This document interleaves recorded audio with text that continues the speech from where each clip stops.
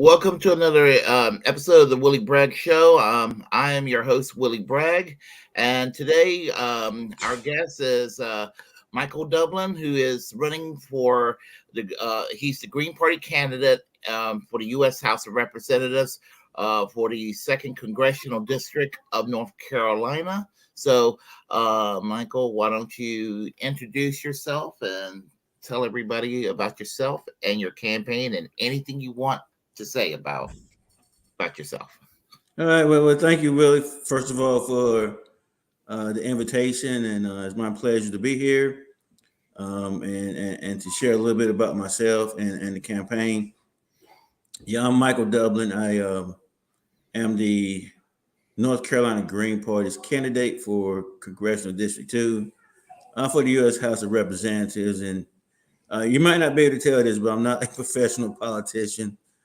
I'm not coming with the straight teeth and the smooth lies. I'm just a regular guy of a middle school teacher, husband, a father, grandfather who has decided to join the fray. As I look around and see the I guess the situation that we're in, it can be a little bit disheartening and depressing politically. Um, Very discouraging when we see this system that we have, where we have, I call it the rah rah crowd and versus the blah blah blah crowd, and really they're the same two parties. So um, watching the arguments that go back and forth and between the two major parties when they're really um, are not working for our good, and they work for themselves and the people who give millions of dollars to their campaigns and to their um, to their parties who dole out the money to their campaigns and have them like published on the string, and but they don't really represent us, and so the way our system has really gotten to where it is now is really really quite sad and depressing and infuriating. And so why would I, as a regular person, decide to get into that? Well, I grew up, knowing politics. My grandmother got us involved um, at an early age, even back in the '70s, being a member of the NAACP, and the early '80s, the protesting against the PCBs in North Carolina and the marginalized communities, the mostly poor African American communities. Um, and I was always taught this stuff and fascinated about how our government works. And once I learned how it worked, I was naive in thinking that, at some point we all be treated equally. I knew at that time we weren't, but I thought at some point we would. Well, one of the things that really, I mean, I grew up in with the racial stuff. I grew up in the South. I'm in North Carolina, so obviously, um, growing up with people like Jesse Helms and North Carolina and the things that he stood for and those like him, it was kind of acceptable. Even though I will admit, the Democrats in some ways were no better. It's just at that time I didn't really realize that. I saw a sharp difference. That's the way I saw it between the two parties at that time. In the '70s and early '80s. Um, so I was a registered Democrat for most of my young adult life. And it was probably in the '90s when I believe when I want to say there was a shooting in Raleigh, and an African American got killed by the police, and I was at a protest for that, and a speaker was speaking, and we were in Raleigh down at Fayetteville Street Mall. Because at that point, Fayetteville Street was a mall. It was not a street where cars can drive through. And he said, "Yeah, the Republicans and the Democrats are pretty much the same." And at that time, that statement caught me off guard because as I said, I had up until that point, I saw the Republicans being all bad and Democrats, being on our side because that's what I was familiar with. That's what I saw. So when he started, at that point, I pondered what he was saying and I started paying more attention to it. And as the years went by, I did become an unaffiliated voter. I didn't tell my grandmother, but I did, and I started paying more attention to what the candidates were saying, and probably at that point I stopped voting straight Democrat. Um, and actually, there was sometimes I learned to actually leave some races blank because if I didn't know enough about the candidates. Um, as I look deeper and deeper and at what um, was actually happening under the Democrats as far as socially, and I watched the Democrats move more and more to the right. Um, especially when it came to social issues, when it came to policing issues, when it came to the military. It's like the, the the Democrats became more and more hawkish, and it's like what's really going on here, and some of the promises that were made, as an earlier age, when I found out that everybody didn't have universal health care in this country, that shocked me to my core, and I was a teenager, I believe, when I found that out. It didn't make sense to me, and so again, being naive, I thought at some point we would fix that. Um, but yet that problem seems to get has gotten more than it was back then. More people not having healthcare, and I started listening to many of the Democrats who would say, include my opponent, we fight for access to healthcare. And once I started really thinking about what's that really mean, if you're struggling already, you don't have a livable wage, or you're making $10 an hour, to feed your family, or $12 an hour, and you're working 40 hours a week, or two jobs, and you know, access to healthcare, if it's $600 to $800 a month, what good is the access because you can't afford it? And so I started to really understand once I started paying attention and listening to it. I started to understand that the Democrats are not really helping the working class. They're not really. They talk a good game, but they talk. They come to visit the churches so they can get the votes, and then they're out the door, and then they're just shaking hands with the rich. And so as I continue to watch it, we all got, a lot of us got excited when President Obama was elected. That kind of drew me back in. But then, some of the things that happened while he was in office, the bombing of the poor countries, and it was like, what, why is this still continuing? This shouldn't be happening. And so again, discouragement, frustration, like what are we actually doing here? And really got to the point where I really kind of like some people, screw it.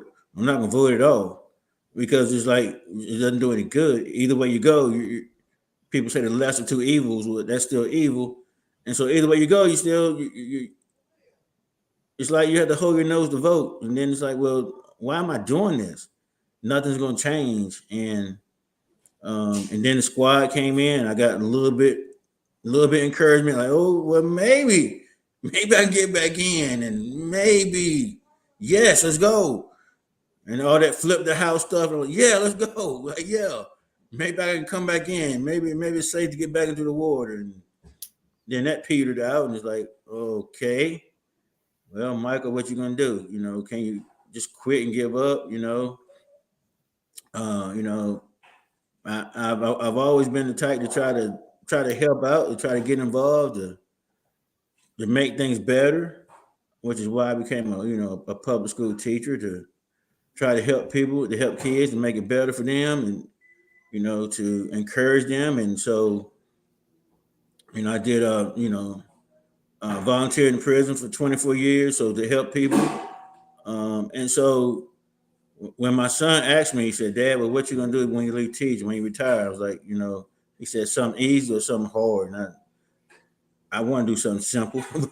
I want to, but I know in my heart of hearts, and then that it would be something difficult, and and it just came together because I've always encouraged my students when I teach about government and you know how it affects people's lives to get involved, to run for office, to do these things, and it was my idea that some of these young people would step up and do this, but over the past few years, it just really dawned on me that maybe I need to lead the way, and actually get in there and run for office, and then maybe that way that would encourage some more people to come back. Those people who like me got discouraged and said, forget about it.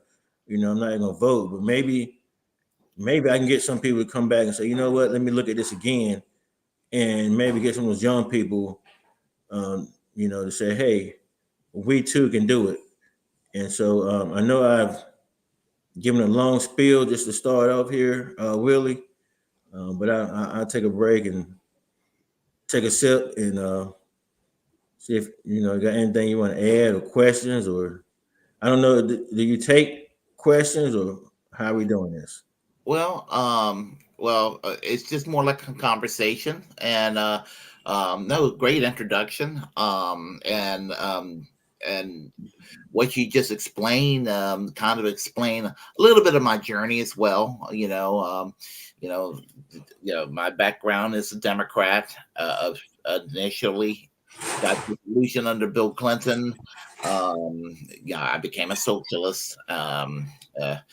And then I got burned out for a while, and then Bernie Sanders got me all hyped up, and the squad got me all hyped up, and then I got discouraged, and I've been voting socialist and Greens since the 1990s for both parties. So um, uh, you know, and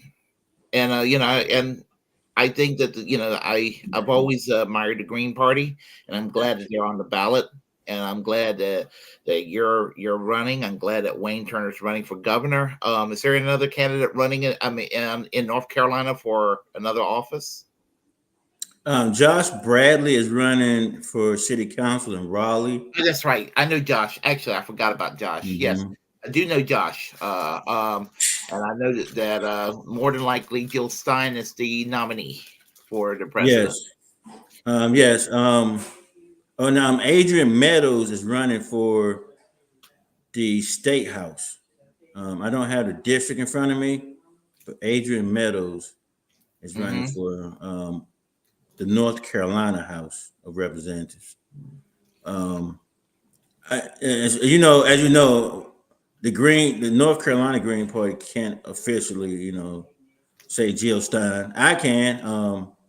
I've talked to Jason, and we worked it out where I'm going. I want to endorse her campaign, and she's going to endorse mine.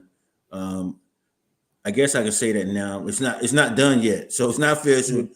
It's in the plans. So I can't Hmm. officially say it. No, I Um, understand. but I would think that at this point that she'd be the presumptive candidate in North Carolina soon. Maybe um, I think Okay. she would. Yeah, she's the Yeah, front runner. I would say. and I've seen her speak 2 years ago, almost 2 years ago, at the Department of Justice at a Julian Assange rally, and I've seen her speak at the anti-war event in D.C. last year, Rage Against War Machines. So I've seen her twice speak live, and she's she has my admiration just to see what the police did to her recently was just Yeah. horrific. I mean, Yes.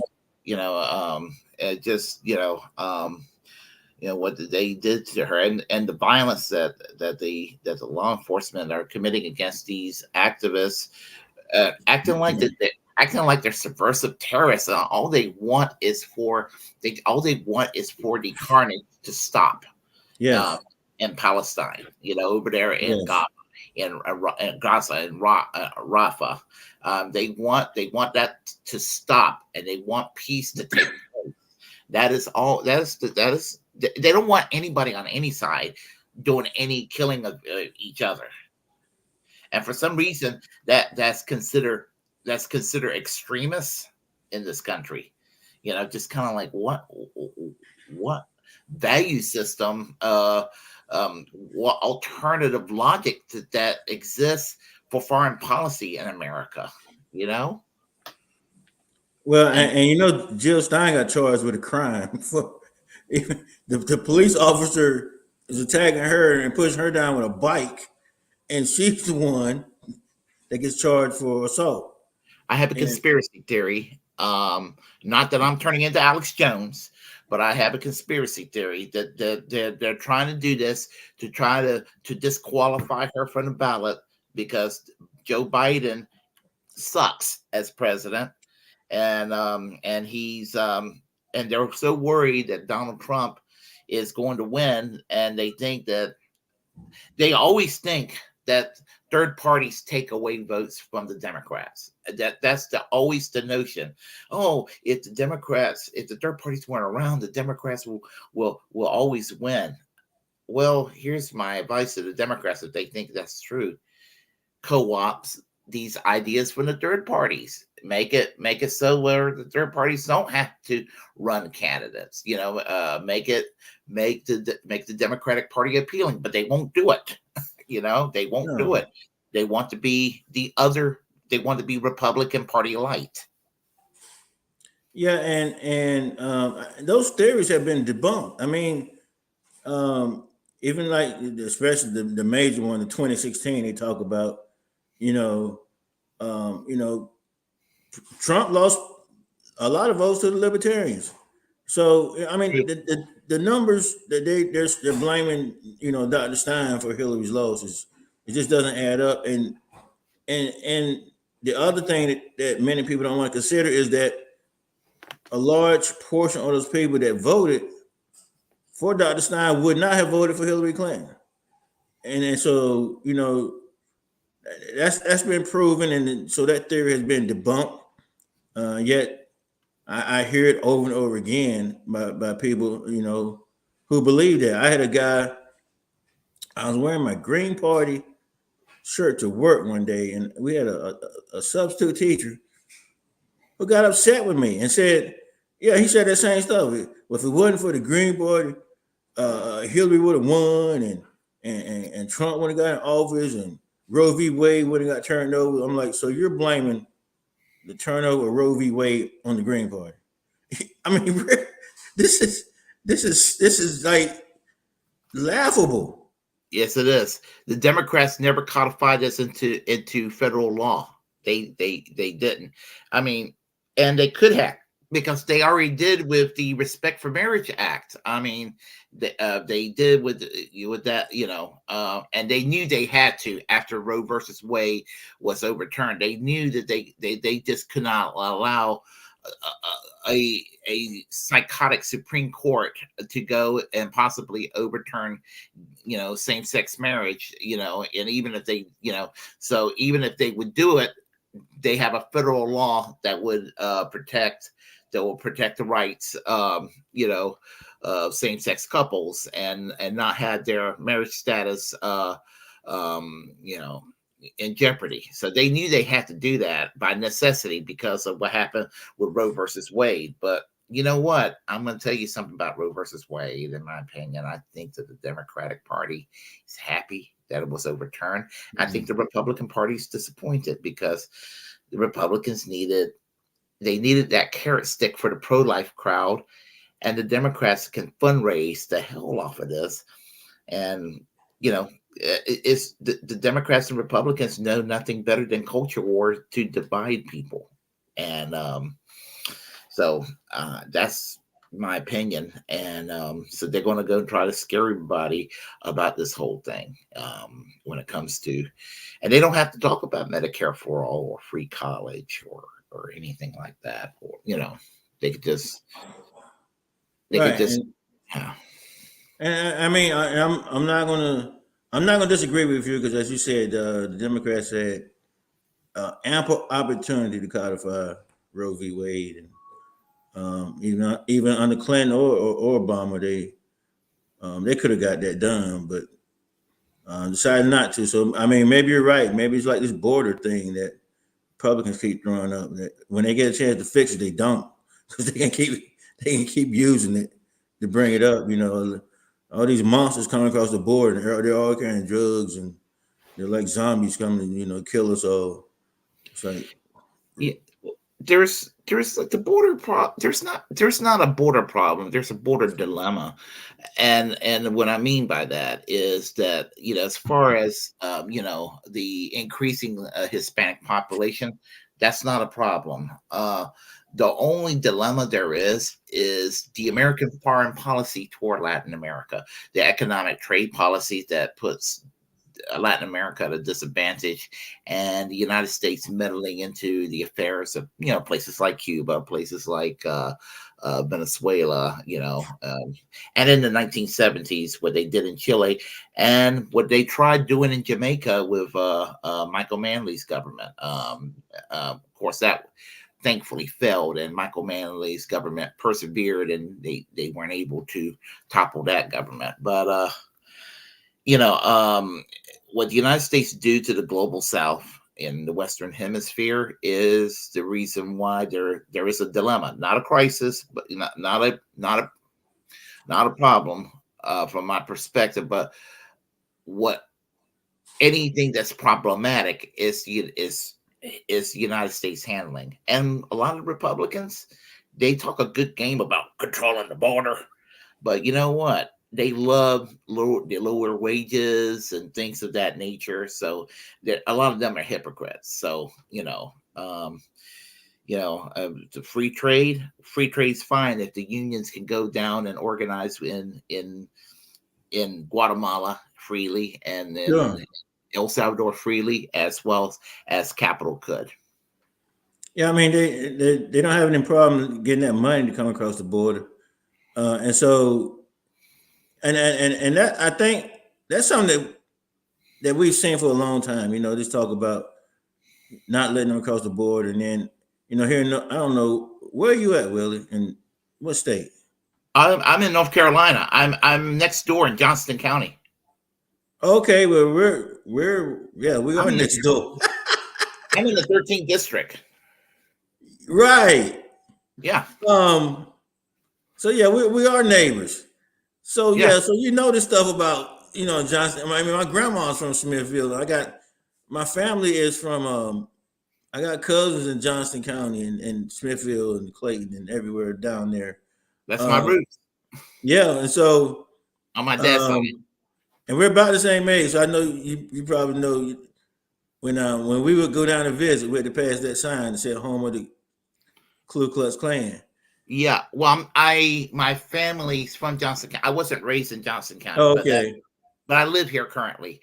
But I am familiar with that famous sign. I don't remember it, from that time, but I'm aware of it. Right. Yeah. Yeah. So I remember. So yeah. As far as like workers coming over, I mean, yes, that's been going on forever, and some of those guys, like you say, are Republican legislators who own land down this way, who would say one thing about immigrants and then, like you say, let them come over and work cheap labor and mistreat them. That's been going on in North Carolina for a long time. I teach 8th grade, so we teach a big unit on immigration. Of course, for us, we focus on the late 1800s, early 1900s, and so we look at this time of being a great time of people coming over from Europe, Ellis Island, all these. I mean, we blow the trumpet and say how great it was, and all these Europeans came over, and then at the same time, the Chinese Exclusion Act went into effect after the Transcontinental Railroad was built, and Chinese workers died building the railroad. And so this idea of immigrants coming in, using them, and then once we've used them, we don't want anymore. Is part of our history, and even with the border, you know, that became a big thing after World War One with the Zimmerman telegram and all these things about trying to get Mexico to fight against us. Mhm. Um, and like you said, the treatment of the global South, and how our countries meddle in other people's business, and use them, and then try to block them off. As far as the southern border, I mean, just why is immigration illegal in the first place? If if we could do it then with Ellis Island and all those, I mean, we could do it now. I mean, and this idea that they're all carrying fentanyl, all carrying drugs is, you know, it's kind of like growing up for me in the South and Raleigh, and one of the reasons we always could get stopped is because we were carrying drugs. All black men, you're carrying drugs. They stop and check our cars and check us. That always was the reason behind it. We're gonna stop you and check you for drugs. And so it's always been interesting to me growing up when certain groups get labeled as drug dealers and you know being a problem, and other groups not so much. Um, so I mean, and this thing in Israel now is you know saying that, and I think you're right. The students, not only do they want to stop the murder and the killing, they want us to stop funding it. They want our money to stop funding that apartheid and that murder is going on over there, and in our name, it's blood on our hands. And so yeah, they are considered radicals and all these things for protesting. Um, but I tell people when you look at American history and North Carolina history, you know, anytime somebody wanted equal rights for everyone, equal rights for women, anytime anybody stood up for the workers, because the communists were commies and we got to stop them. Anytime anybody does that, then they're considered radical. I mean, that and but if someone like ACOG and the Ku Klux Klan of the late 1800s goes down and commits murder in Wilmington and overthrows the government, and that gets covered up, and they go on to become governors and pillars of our community, and we have statues of them, and it's just that's the way it goes. But I am encouraged that, I mean, because at one point people wanted to change the plantation system in the South, and they stood up for it, and people gave their lives and committed themselves to it, and they were considered radical and wanted to damage the way of life of this country, of this state, and they prevailed eventually. Now it took a war. Hopefully, we can make it better without going to war again. Um, at least that's my hope. Yeah, well, yeah, the very first people are perceived as troublemakers, and then history reflects and look back and realize that they were not troublemakers. They were advocates for social justice and seek human rights. And so whether we're talking about Martin Luther King or Cesar Chavez or whomever here in America. Um, and same with today, people are being vilified for protesting police brutality, as if protesting police brutality is somehow subversive. And alternative logic in the what I call the 11th term of the Reagan Revolution. I call Joe Biden's presidency the 11th term of the Reagan Revolution. And we run with alternative logic today in America, and just it's just crazy what we have to deal with, and I'm glad that we have a situation where we can have some kind of platform, and we can have campaigns such as yourself running to address these issues, because it's not, well, Republicans are not looking out for us, and very very very very very few Democrats are, if any, and when they do, it's just empty lip service. So Yes, and I think there's very few.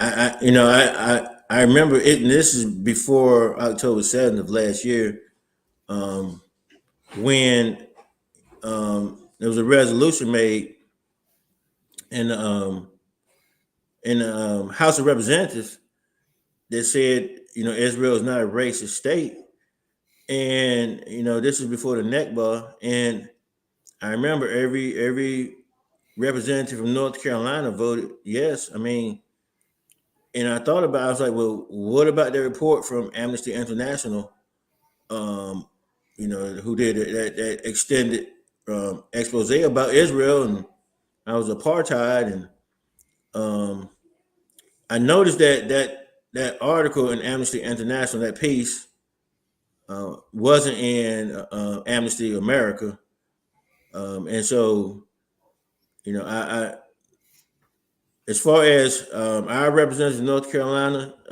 Republicans and Democrats, um, they all pretty much, um, went that way.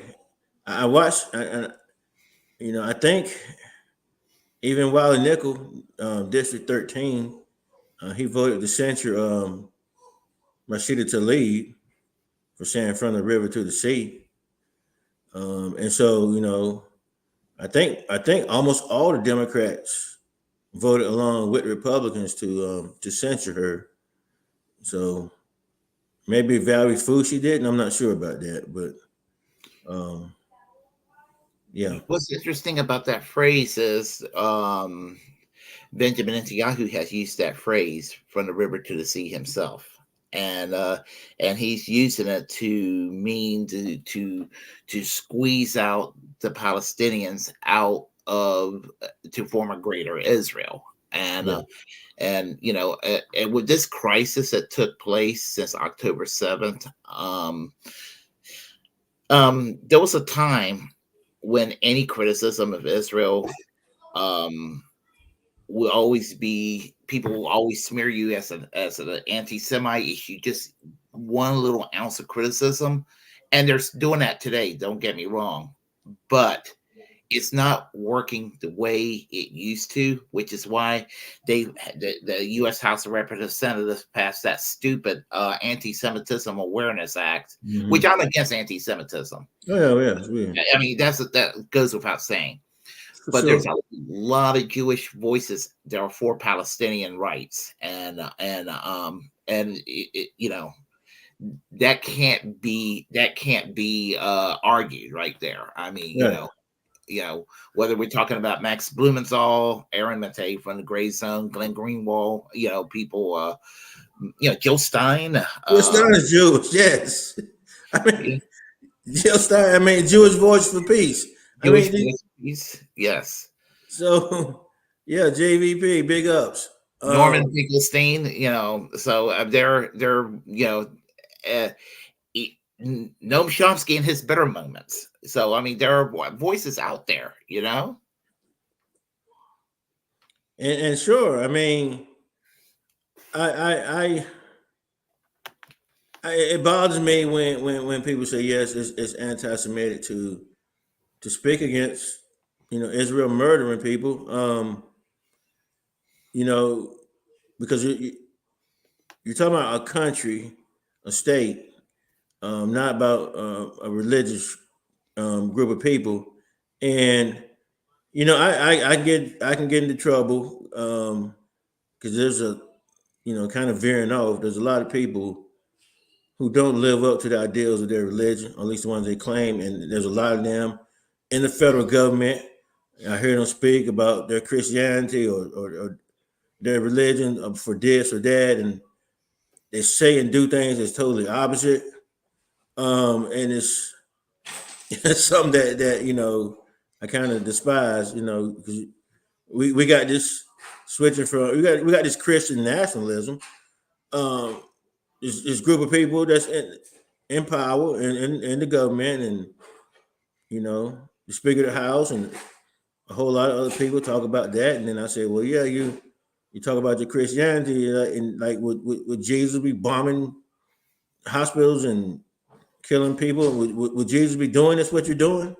And so, um, oftentimes, and so I can relate because there's been times I would say something against maybe what a church is doing, and I'm not talking against all churches or about what someone says they believe as far as being a Christian, and if someone says, "Oh, so you're attacking the church," I'm like, no, it's or you're anti-Christian.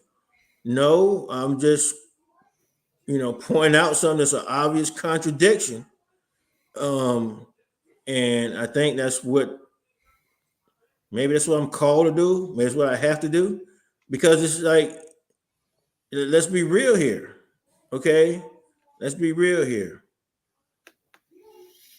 Yeah, absolutely. And yeah, I mean, Christian nationalism, which is an old term, and some people are using it, and they don't realize how they're using it. When I hear Marjorie Taylor Greene uses the term Christian nationalism, I'm just like, well, I think she doesn't know what it means, but she's using it properly to describe herself, ironically enough. I mean, she is stupid, but she's also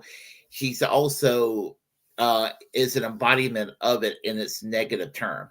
Yeah, I mean, because in my opinion, since she did attend that American First event with Nick Fuentes last year, which was a bridge too far for even an airhead like Lauren Boebert. Um, they almost got into a fight over that. You knew that, right? Yes. Yeah. So it was kind of like, well, it was kind of like, you know, it was just kind of like, wow, because of that term American First was that goes back to prior to World War II, and it was either pro Hitler or pro Germany adjacent, kind of an ideology. Or if not, it was an extreme isolationist worldview that was almost, it was, you might as well say it was pro Hitler. So, those two views, America First and Christian nationalism, that was used around World War II and a little afterwards. It was embraced by white nationalists like Gerald L.K. Smith and people like that, who founded the Christian Nationalist Anti-Communist Crusade in the 1950s, which in many ways was a precursor to groups like the John Birch Society. I don't know if you've ever heard of that group, the Christian Nationalist Anti-Communism Crusade. No, I have not heard that specific group. Yeah. And you said So they were in the 50s, like with yeah, McCarthy and all those. yeah, 1940s and 50s, and they were cheering McCarthyism, what Yeah, McCarthy yeah. and all that and everything. They were in a lot of ways like a precursor to the John Birch Society. John, Okay. yeah. So so this is all this conspiracy stuff from today traces all its roots way back to that. So just um And you would think at some point we could stop recycling and saying garbage. But it's like it's bad. It's like, I mean, it's just watching the House and the Senate now is like wow. It's like we got to stop these communists. We got these commies. It's like what is this? The 1950s? Like it just amazes me. Sometimes it boggles my mind. You Yeah. know, they Six said with this boogeyman. six communist states left on the planet, and people still worry about communism.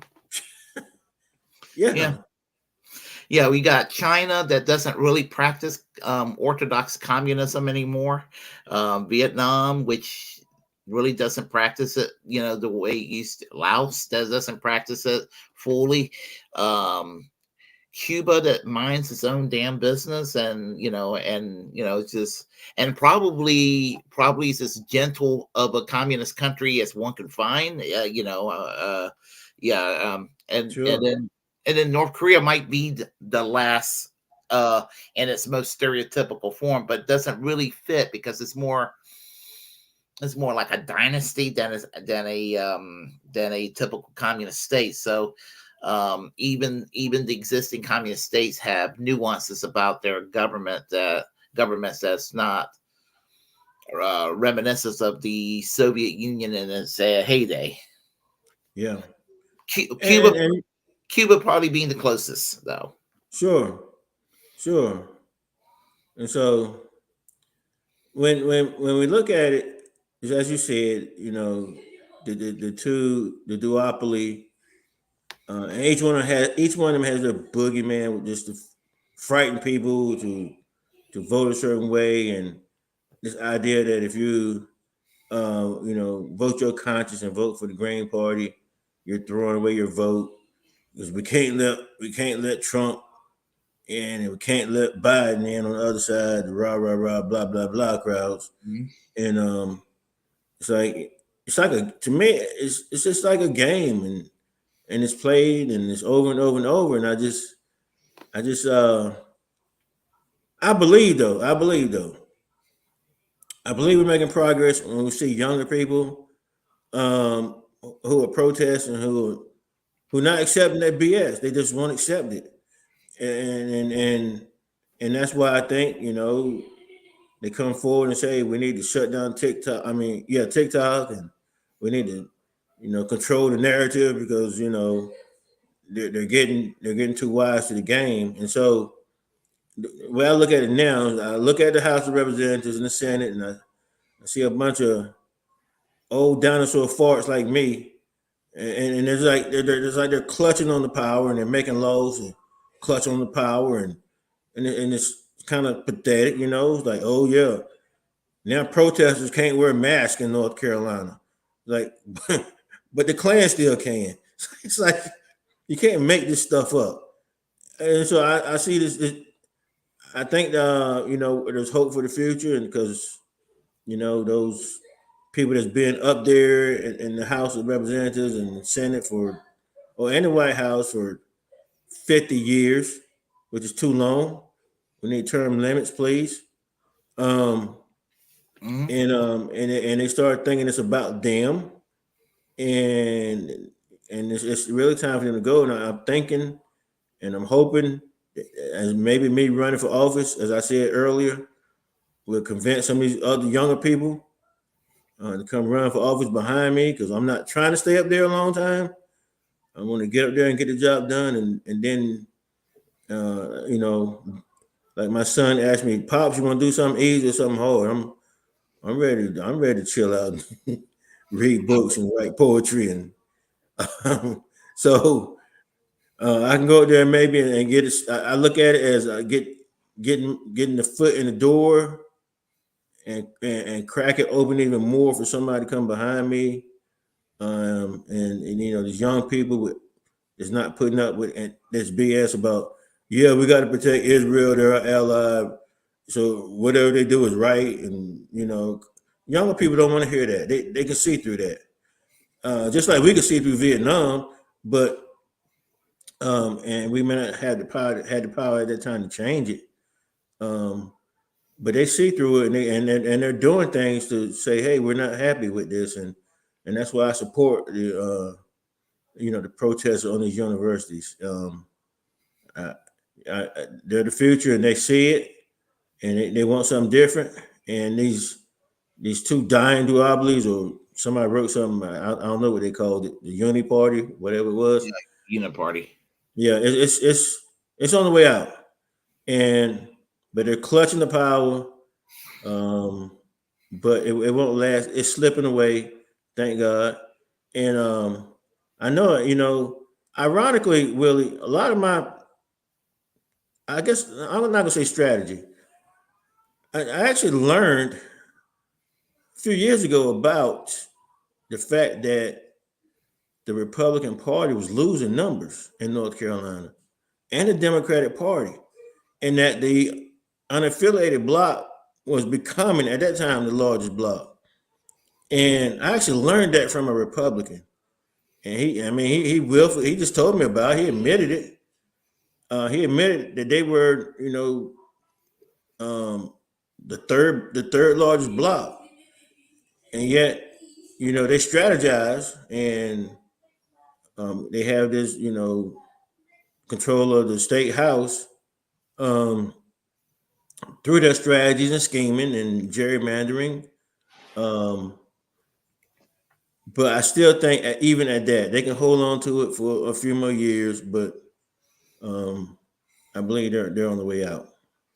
It's funny. It's true that the largest voting bloc, they may lean left, they may lean right, but the largest voting bloc are independent voters, and that they're disillusioned with both parties. And if you put the Democrats and the Republicans and these unaffiliated voters in, I would say just any, I would say just we'll just use any Western democracy out there, between the Democrats and Republicans and the unaffiliated voters, they would belong to, all of them combined, including the people in the two parties, will probably belong to some of the third parties and that exist in some of these parliaments in these other countries. Sure. Yeah, yeah. So because I even think there are people in the two party system that votes for the two party because they're conditioned that way, but Mm. if they really think that a third party could make a difference, they would do it. And it's like they'll complain about everything in the two party system. They'll complain that everything sucks, and they're dissatisfied with their representatives and their governor of their own party. I said, well, why don't you vote for that third party candidate? Oh no, can't do that. It's like, sure you can. I mean, and I'll tell. I mean, even if it's a Republican, and I don't like the Constitution Party. I mean, they're horrible. But I would encourage them. I would say, go ahead and vote for those guys. If that's how you feel, you go ahead and vote for the Constitution Party. And that's a party that I don't know if you're familiar with them, but Yeah, that's a yeah, party. yeah. Yeah, they're horrible on every issue. I Yeah. mean, that's a party that's catered to the Marjorie Taylor Greens of the world as a third party. Yes. Um, and they're horrible. But if that's what makes you feel good, I mean, to vote for them, go and vote for them. If you're a Ron Paul type in the Republican Party, vote Libertarian. And if Sure. you're in the Democratic Party, and you like the Greens, or you like the Socialists, or you like whomever, the third party leftists, vote for them. Yeah. I mean, and I posted one time. I said, "Don't hold your nose and go vote. Hold your head high when you come out. Yeah. Because if you vote what you actually believe in, then that's what you should do. You should take pride in that." My favorite quote is from Eugene Victor Debs, one of my heroes, Eugene Victor Debs, who said in 1908 when he ran for president, he said, I'd rather vote for what I want and not get it than to vote for what I don't want and get it. Okay, Yeah. and that makes sense. Yeah, that makes sense. And too many Americans vote for what they don't want and they end up getting it. I like that. Yeah. I'm gonna have to actually send me that. Okay. Yeah, I'll email you that on Twitter when I get a chance. So maybe this evening. Okay, that'd be super. Yeah, That'd be absolutely. super. Yeah. So yeah and if you could, you send me all your contact information for your Green Party campaign. I will put it in the description box when I finish everything here when this interview is over. I've just been busy, so getting in contact with me for everybody's been kind of sporadic lately. So yeah, but let me see. What was question? I was going to say, where's the Green Party National Convention going to be held at? Um, I don't know. I saw it and I get the emails. I know I know there's a virtual option, so I think it's a hybrid. Mm-hmm. Um, yeah, I don't know. Notice that the Democrats in Chicago are going to have theirs as an online convention. I did not see that. Yeah, they're going to do it online. They don't want another 1968. They know that they have the real convention. They're going to have another 1968 on their hands with what's going on there. And like you said, I see a lot of potential with these young folks who are protesting for justice. They see injustice, and they don't like this. They don't like what's going on. The tens of thousands of people that have died. And I've said this before, and I'll say it again. And any evangelical pro-lifer that lectures about pro-life at me and then cheers the killing of babies in Gaza, they can kind of go and fuck themselves. Pardon my Yeah, language. Pardon my language, but yeah. And that's part of what I was talking about the people who really claim to be Christians and then say, okay, yeah, but that's okay. It's like, no, I don't know. No, that doesn't add up. And so with that, it's like to me, what they're really saying is that those Palestinian lives don't mean as much as um, the citizens of the state of Israel, and because they're our allies, and those that's our allies, their lives mean more to us than other people, and that's that idea of colonialism is still alive and well, because I look at Israel as a colonial state, and you know they're there to control that region for the United States, which is why we support them so much, and with weapons and training, and we send our people over there to get trained, and so it's I kind of see it as a consistent pattern of when I say colonialism, and I've said this before. Someone asked me, I said, we growing up as an African American in the South, we recognize it, the injustice when we see it, and so it's very very much the same thing. And really, one thing that confused me for years and years and years is I think even going back to Nixon, he would say he was like a law and order president, and I've heard President Trump say, he's a law and order president. I thought, law and order, dude, you break more laws. It's like, so what are you really saying? And then, but I had to learn that law and order meant keep the natives in line, and that's whoever the natives are, be it the indigenous people of this country or black people or whatever, or Palestinians. Um, as long as they keep their place, everything is good. The same happened here in North Carolina. Um, somebody got upset about and after Reconstruction, with the amount of recently freed slaves getting elected to office and people having businesses, and the natives got out of line and had to be put in their place. And so That's what happened with the Klan, the Ku Klux Klan, and the Democrats at that time. And when they shut it all down and overthrew the government in Wilmington, and Mhm.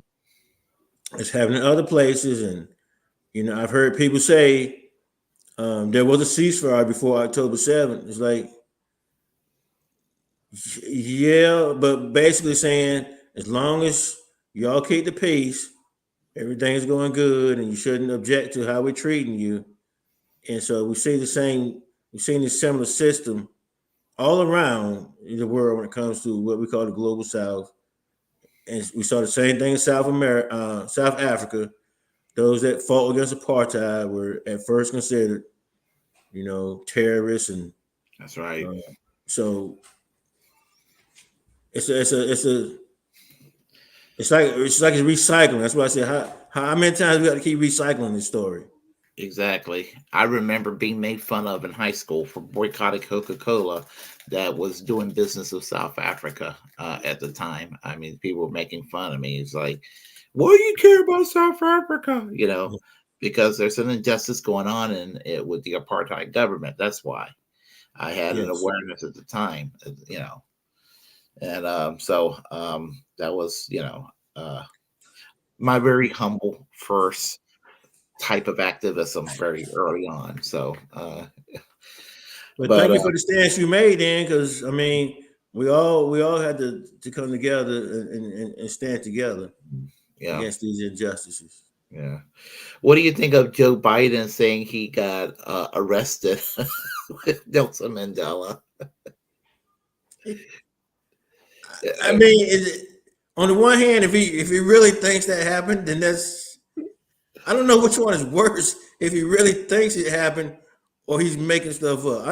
I don't know why I thought about it. I just thought about it. I was like that just. I just thought about it, Joe Biden. I was looking at a meme earlier. I just thought about a meme I saw earlier about about how his track record, and then I was thinking about him getting arrested with Nelson Mandela in South Africa. I was like, he did not. Anyway, I don't know. I just that just thought just crossed my mind there. So, And they would say that if they lose the White House, it's the Green Party's fault. It's like, are y'all listening to this guy? oh, let me tell you what I think is going to happen. I think that Biden is toast. And it's not going to be the Green Party's fault. It's going to be Biden's fault. It's going to be the That's corporate my Democrats. yes.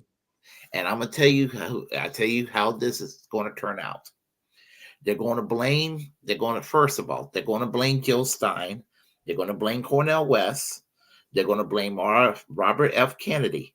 And as soon as they blame them, even though the libertarians are a different ideological group, they're going to go after the libertarians and blame them. Mm. And then they're going to go and blame, they're going to go bring back the classics.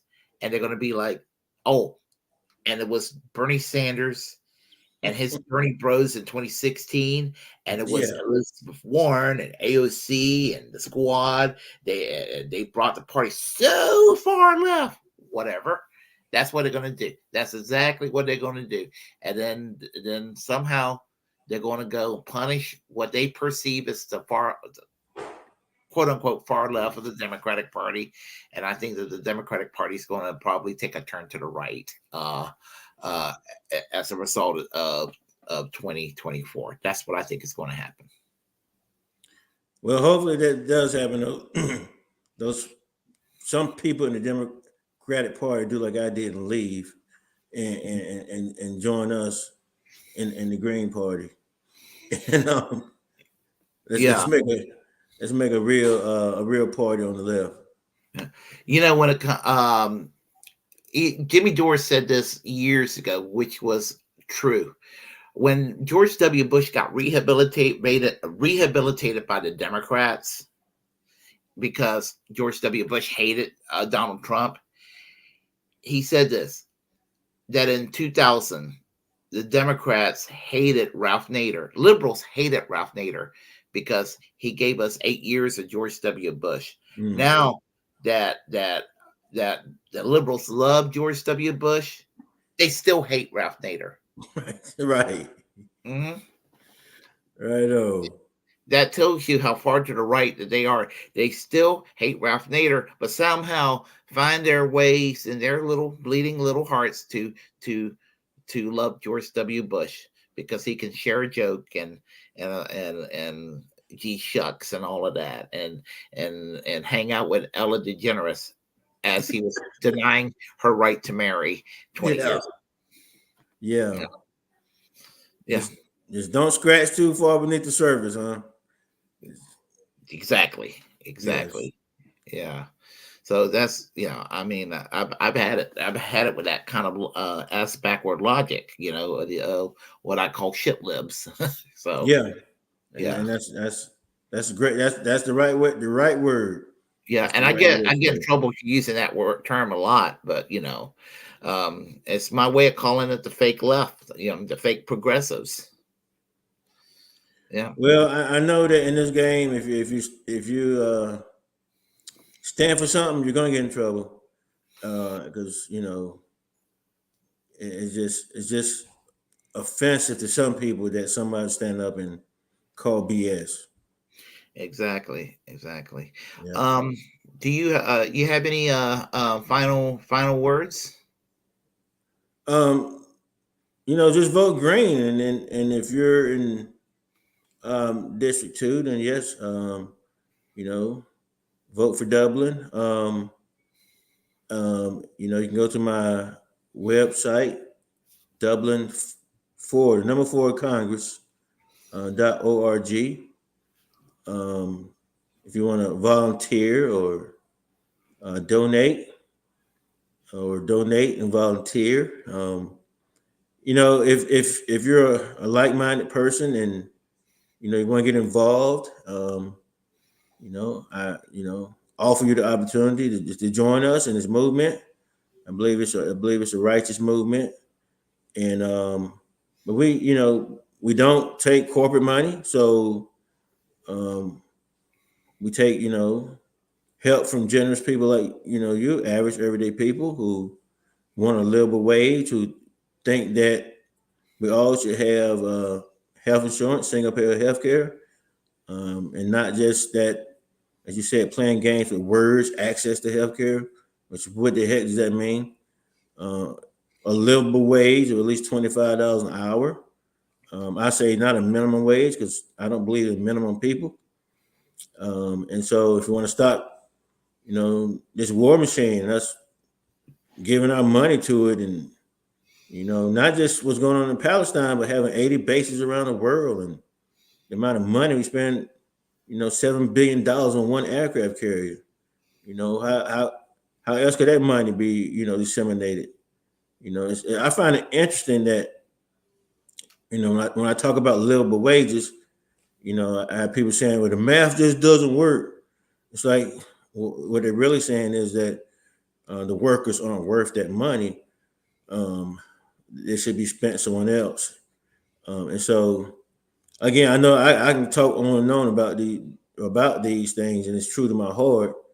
And that's why I'm with the Green Party. That's why I'm running. I don't the stuff that I talk about. I don't have to make it up, um, because it's in the core of my being and my beliefs that we should have water without forever chemicals in it.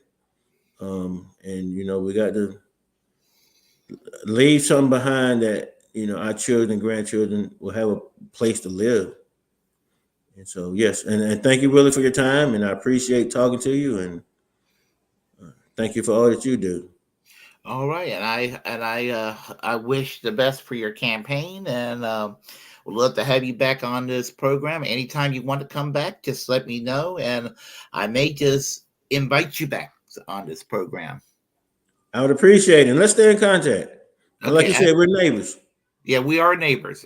We are neighbors. Yeah, and yeah, as I said, just 30 miles away from Raleigh, so Right on. half an hour drive on Highway 70. I know exactly where. I mean, like I said, my family, my grandma, they're all right there from Smithfield. Yep, yep. So, yeah, yeah, we moved. Let's see, my dad. My dad was born in Durham, but he was raised in Selma, North Carolina, and uh but he met my mom in Puerto Rico, and my mom is Puerto Rican. So um, we grew up. I grew up in a little town in northeastern North Carolina called, I don't know if you ever heard of Ahoskie, Yeah. Oh, yes. Hereford Yes. County. That's where I Yes. grew up, and I was born in Greenville. So and I went to and came back to where and I went to ECU, East Carolina University. So you know, Yeah. I spent a they semester there. yeah. So yeah, I spent back a in the day, semester and had too much fun. it's a party school. Yeah. I had too Oh much yeah, fun. yeah. What years were you there? I was there 85. Oh, okay. Yeah, I was there in the early mid 1990s. So Okay. yeah. Yeah. Okay. Well, I guess we'll talk soon, and I'm gonna grab me something to eat. So I'll talk to you soon, and everybody take care. If you like what you heard, please press like and comment. Comment anyway. If you disagree, feel free to share the contents on my channel. Um, as a First Amendment absolutist, it's my duty to inform you to create your own platform and utilize it because we're the muckrakers of our time. Uh, and of course, subscribe to the Willie Bragg Show and reject corporate media. And most importantly, free Palestine, free Julian Assange, free healthcare, and free speech. Thank you all. Have a great day, and I'll be streaming soon. Bye bye.